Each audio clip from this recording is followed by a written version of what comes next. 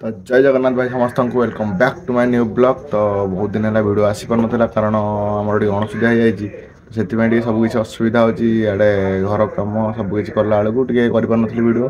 तो चलतु आज स्टार्ट करदेली ब्लॉग पुणी चलते देखा एवं घरे गोटे जिन बनैयार अच्छी चलते देखा कौन हो कौन ना चलतु। तो फास्ट के कॉफी पीदबा जा बनैया को एबे तो सकाळ है 7टा है टाइम सकाळ 7टा। तो चलन जा बनया केमती कौन हो घरे केमती पनीर बनिया जाए कौन हम कौन ना केमती केमती सब करा जाए बहुत इजिली प्रोसेस घरे बन करेंगे।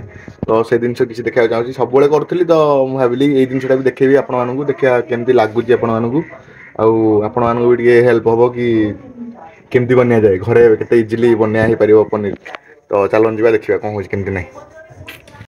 तो एपटे देखो आम चुली लगे स्टार्ट होगा चुली रे बस आनिक बसईदेली हंडा देखते ए क्षीर गला के लिटर ये टोटाल 8 लिटर होगा ये देखते आम 8 लिटर क्षीर बसई देचु एति ना आउ दरकार बोधे ना ना क्षीर आनु 8 लिटर हेनी ये 4 लिटर बोधे।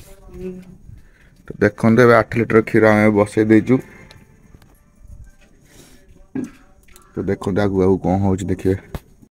आम चुली रे बसईदेलु कारण एत क्षीर गैस रे गरम है टाइम लगे से चुली टे जल्दी हो चुली रे बसईदेलु। आपण मैंने गैस रे भी करें आउ जल्दी जल्दी टे हाँपाई चुली लगेदेली टे जल्दी गरम हो गरम है ये कराब ए टे गरम हो गला देखु एमती एमती करुवे धीरे धीरे कारण ना क्षीर तले लगिज टिके समय पर करुवे एमती टे ना तले लगिज देखु। तो देखु ए तो क्षीर गरम हो आसला टे एमती टिके पर टिके घाटुची कहीं काले लगिज पुणी असुविधा ना। देखु सबकि डिटेल शेयर कर चेष्टा करी केमती कौन हम कौन ना बोले टोटाल पूरा आपण मैंने भी बहुत इजिली बनई पारे घरे आराम से देखु।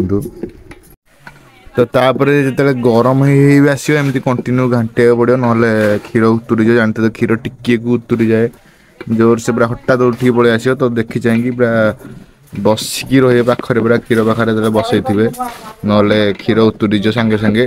तो क्षीर उतुरी न उतरिया मामा हला आसनु मोबाइल धरी होती संसार खाई दबो जान सुना नहीं कम तो कंटिन्यू करू मु कौन करी सुनो तू कंटिन्यू करछु से ये जे मोर भूल रे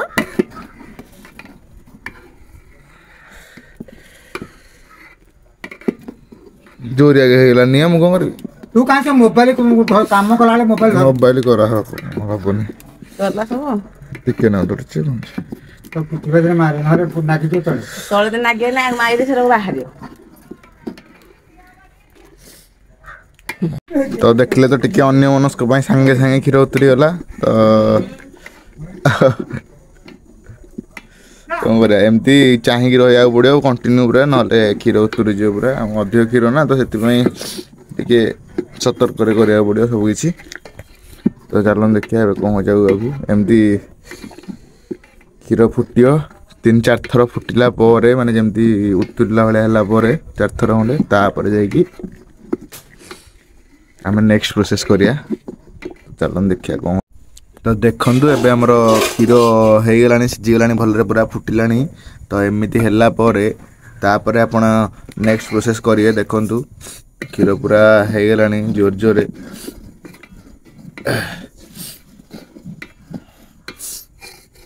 आने आने छेना पानी आने एमतिया 3-4 थर है तापर जाकि आपण लेंबू पानी रे भी क्षीर छिंडे पारे आ भिनेगार भी छिंडे पारे।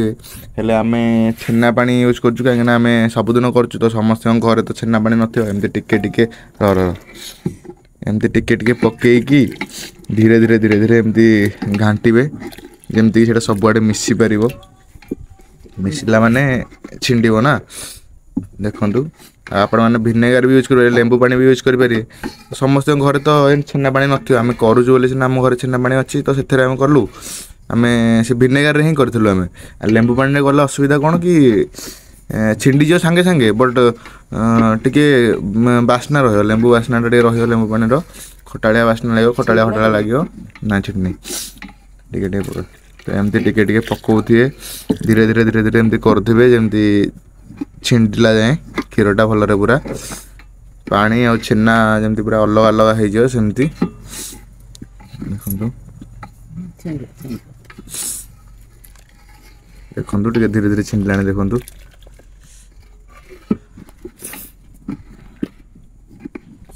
ତ ଆପଣମାନେ ଯଦି ଲେମ୍ବୁରେ କରିବାକୁ ଚାହିଁବେ ତ ଲେମ୍ବୁରେ ଧର ଲିଟରଟେ କ୍ଷୀର ଆପଣ ପକାଇଛନ୍ତି ତ ଗୋଟେ ଲେମ୍ବୁ ଚିପୁଡ଼ିକି ତା ଦେହରେ କିଛି ଅଳ୍ପ ପାଣି ମିଶାଇକି ସେଇଟା ଚିପୁଡ଼ି ଦେଲେ ସେଇଟା ଛିଣ୍ଡିଯିବ।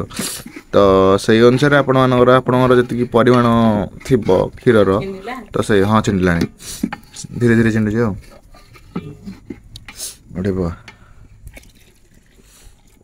ଆପଣ ଏମିତି ଛିଣ୍ଡିଲା ଯାଏଁ ଆପଣ ଏମିତି ପକଉଥିବେ ଆଉ ଧୀରେ ଧୀରେ ଘାଣ୍ଟୁଥିବେ। ଦେଖନ୍ତୁ ପୁରା ଛିଣ୍ଡିଗଲା, ଏବେ ପାଣି କ୍ଷୀର ଅଲଗା ଅଲଗା ହେଇଗଲା। ଦେଖନ୍ତୁ ପୁରା ସାଙ୍ଗେ ସାଙ୍ଗେ ଛିଣ୍ଡିଗଲା ଏତିକିରେ। ଦେଖନ୍ତୁ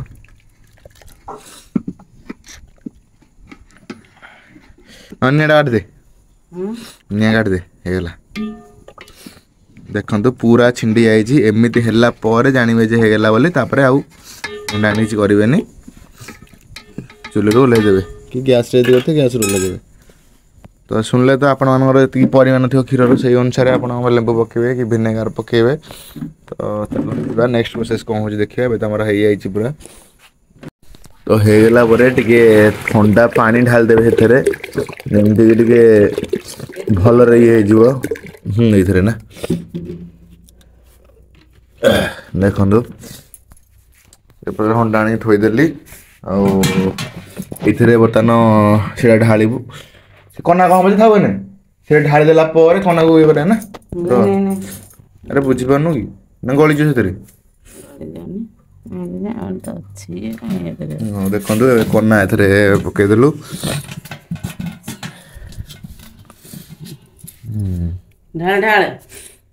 ଟିକେ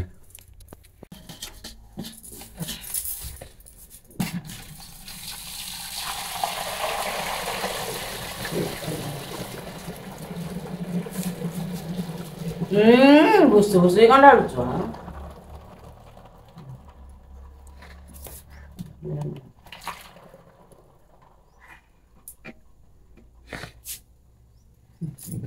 ତ ଦେଖନ୍ତୁ ଏବେ ପୁରା ଆମର ଛେନା ଆଉ କ୍ଷୀର ପାଣି ଯେଉଁ ଥିଲା ତାର କ୍ଷୀରର ପାଣିଟା, ଛେନା ପାଣିଟା ପୁରା ଅଲଗା ହେଇଯାଇଛି। ଏଥିରେ ଟିକେ ପାଣିଟା ଭଲରେ ଢାଳି ଦେବେ ଯେମିତି ତାର ବାସ୍ନାଟା ପଳେଇବ। ଧର ଲେମ୍ବୁରେ କରୁଥିବେ କି କେଉଁଥିରେ କରୁଥିବେ ଟିକେ ଥଣ୍ଡା ପାଣିରେ ଅଧିକ ଢାଳିକି ଭଲସେ ଧୋଇଦେବେ। ଆମେ ତ ଭିନେଗାରରେ କରିଛୁ ଛେନା ପାଣିରେ ତ ଏତେ ବାସ୍ନା ରହିବନି। ତ ସେଥିପାଇଁ ଏମିତିରେ ଦେଖନ୍ତୁ ଏମିତି କରିଦେଲୁ, ଟିକେ ହବ ଢାଳିଦେଲୁ ଏଇଟା ପୁରା। ତାପରେ ଚୁପୁଡ଼ି ଦେବୁ, ତାପରେ ଦେଖନ୍ତୁ ଟିକେ ଭଲସେ ଚୁପୁଡ଼ି ଦେବେ, ସେ ପାଣିଟା ଯେମିତି ଯିବ ପୁରା। ଏ ବହୁତ ଥଣ୍ଡା ଲାଗୁଛି, ଗରମ ଲାଗୁଛି। ଏଇଟା ଦେହରେ ବୁଡ଼ିଆ ହେଲା କାହିଁକିନା ଟିକେ ଚୁପୁଡ଼ା ଚୁପୁଡ଼ି ସୁବିଧା ହେବ ବୋଲି। ଆଉ ଧୋଇଦେବେ ଟିକେ ଭଲସେ। ଦେଖନ୍ତୁ ଏମିତି ପୁରା ଭଲସେ ଚୁପୁଡ଼ି ଦେବେ। ଚୁପୁଡ଼ି ଦେଲା ପରେ ଯେମିତି ଟୋଟାଲ୍ ପାଣିଟା ନିଗିଡ଼ିବ, ଯେମିତି ଟୋଟାଲ୍ ପାଣି ସେଥିରେ ରହିବନି। ଗରମ ଅଛି ଜୋରରେ, ତ ସେଥିପାଇଁ ଆପଣ ଟିକେ ଥଣ୍ଡା ପାଣି ୟୁଜ୍ କରିବେ, ଯେମିତି ଗରମଟା ପଳେଇବ। ତାପରେ ଆପଣଙ୍କୁ ଚୁପୁଡ଼ିବାକୁ ଟିକେ ସୁବିଧା ହେବ। ଦେଖନ୍ତୁ ତ ଦେଖନ୍ତୁ ପାଣି ପୁରା ନିଗିଡ଼ି ଦେଲି, ଚୁପୁଡ଼ି ଦେଇକି ପୁରା ଟୋଟାଲ୍ ପାଣି ବାହାର କରିଦେଲି। ଏବେ ଦେଖନ୍ତୁ ପୁରା ହେଇଯାଇଛି ରେଡ଼ି। ତ ନେକ୍ସଟ ଏବେ କ'ଣ ହେବ, ଏଟା ବାଗେଇକି ଟିକେ ସଜେଇ ଦେଇକି ପୁରା ଭଲରେ। ତାପରେ ଦେଖନ୍ତୁ କ'ଣ କରୁଛୁ।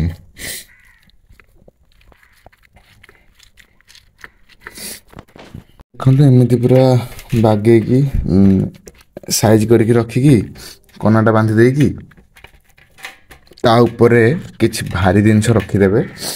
ଦେଖନ୍ତୁ ମୁଁ କେମିତି କରୁଛି। ଏମିତି କିଛି ଗୋଟେ ରଖିଦେଇକି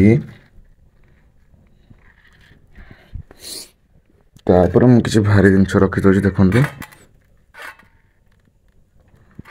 ଯେମିତି ସେଟା ଟିକେ ପ୍ରେସର ପାଇବ, ପ୍ରେସର ପାଇଲେ ସେଟା ଟିକେ ସେଟ୍ ହେଇକି ପୁରା ଭଲସେ ରହିବ। ଦେଖନ୍ତୁ ମୁଁ ଆମର ଇଟା ଥୋଇ ଦେଇଛି ଟିକେ ଭାରି ଜିନିଷ ଇଏ କରିକି। ଦେଖନ୍ତୁ ଏବେ ହେଇଗଲା ରେଡ଼ି। ତାକୁ ଏମିତି ଛାଡ଼ିଦେବେ ଅଧଘଣ୍ଟା 45 ମିନିଟ୍ ଯାଏଁ, ତାପରେ ସେ ରେଡ଼ି ହେଇଯିବ ଆଉ। ସାଇଡ଼୍ରେ ରଖିଦେବା ଟିକେ। କିଛି ସମୟ ପରେ ଆପଣଙ୍କୁ ଦେଖେଇବି କେମିତି ହେଲା କ'ଣ ନାହିଁ ବୋଲି। ଚାଲନ୍ତୁ ଦେଖିବା କେମିତି ହେଉଛି ଟିକେ ପରେ। ତ ଚାଲନ୍ତୁ ଯିବା ଏବେ ଦେଖିବା କେମିତି ହେଲାଣି। ଏବେ ତ ହେଇଗଲାଣି 40-45 ମିନିଟ୍ ଏବେ ରଖା ହେଲାଣି। ତ ଚାଲନ୍ତୁ ଦେଖିକି କାଢ଼ିକି ଦେଖିବା କେମିତି ହେଲାଣି କି ନାହିଁ। ଦେଖନ୍ତୁ ହେଇଗଲାଣି ବୋଧେ ପୁରା। ଦେଖନ୍ତୁ ଏଇଟା ଏବେ ଖୋଲିବା। ଦେଖନ୍ତୁ ଏବେ ହେଇଯାଇଛି ପୁରା କମ୍ପ୍ଲିଟ୍ ଆମର ପ୍ରୋସେସ୍। କେମିତି କ'ଣ ବନିଆଯାଏ ଦେଖିଲେ ତ ଆପଣ ସମସ୍ତେ ବନେଇକି ଖାଆନ୍ତୁ ଘରେ। ବହୁତ ଇଜି। ସମସ୍ତେ ଭାବୁଥିବେ ବହୁତ କଷ୍ଟ, ବଟ୍ ବହୁତ ଇଜି। ଦେଖନ୍ତୁ ଆମର ହେଇଯାଇଛି କମ୍ପ୍ଲିଟ୍ ଏବେ ପନିର। ପୁରା ମାର୍କେଟରେ ଯେମିତି ସେମିତି ପୁରା ଡିଟୋ ହେଇଛି।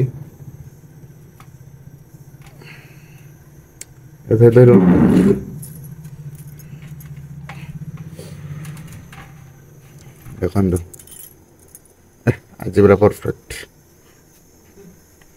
ଦେଖନ୍ତୁ ପୁରା ହେଇଯାଇଛି ପରଫେକ୍ଟ। ସ୍ପଞ୍ଜ ପୁରା ହେଇଗଲା ଦେଖନ୍ତୁ।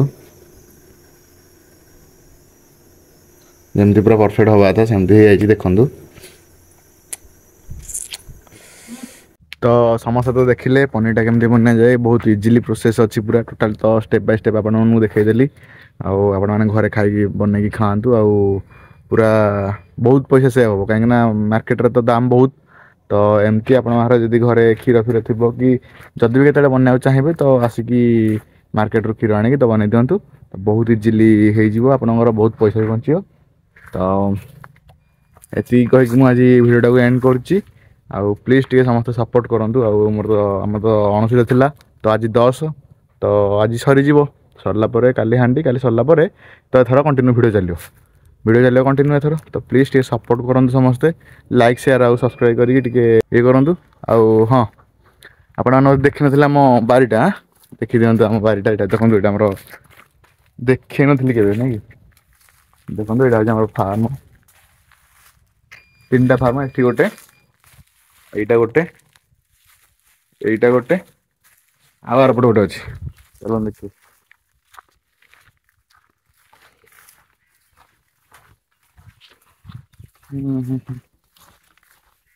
ଆଉ ଏଇଠି ଗୋଟେ ଦେଖନ୍ତୁ।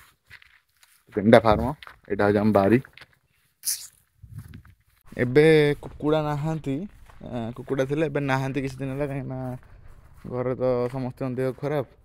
ଆଉ ପକିଆ ହେଇନି, ସେଥିପାଇଁ କୁକୁଡ଼ା ରଖା ହେଇନି କୁକୁଡ଼ା। ଆଉ କିଛି ଦିନ ପରେ କୁକୁଡ଼ା ରହିବେ। ଦେଖନ୍ତୁ ଖାଲି ଅଛି ପୁରା, ଏବେ ନାହାନ୍ତି ପୁରା କୁକୁଡ଼ା କିଛି। ଦେଖନ୍ତୁ ଆଗକୁ କୁକୁଡ଼ା ଯେତେବେଳେ ଆସିବେ ସେତେବେଳେ ଭିଡ଼ିଓ ବନେଇକି ଛାଡ଼ିବି। ଆଉ ଏବେ ତ ନାହାନ୍ତି, ତଥାପି ଦେଖେଇଦେଲି ଟିକେ ଆଉ। ଦେଖନ୍ତୁ ଆମର କଇଁଆ ଗଛ। ଚାଲନ୍ତୁ, ରହୁଛି। ଜୟ ଜଗନ୍ନାଥ।